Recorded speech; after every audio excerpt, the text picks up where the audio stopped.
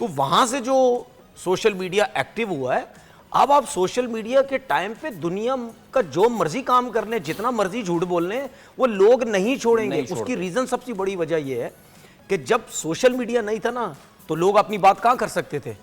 TV पे तो हर कोई किसी को नहीं बुलाता था। तो अब तो हर कोई टीवी बना हुआ है, हर कोई सोशल मीडिया में हर कोई एक्सपर्ट बना हुआ, जो नहीं भी है वो भी एक्सपर्ट बना हुआ है, लेकिन उसको भी बर्दाश्त करना आपने। तो जो मर्जी बात होती है लोग ठक करके 1 मिनट में डाल देते हैं ये।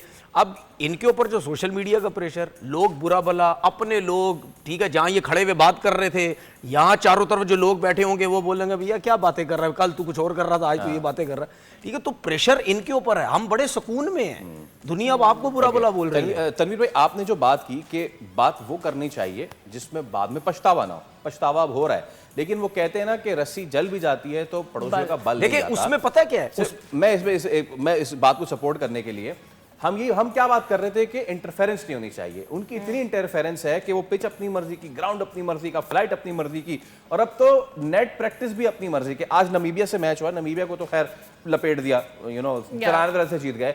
नमीबिया के कप्तान ने एक शिकवा किया, इससे आप जो समझना चाहें समझ लें, ये कप्तान ने कहा है। सब्सक्राइब करें और बेल दबाएं ताकि कोई खबर रह न जाए।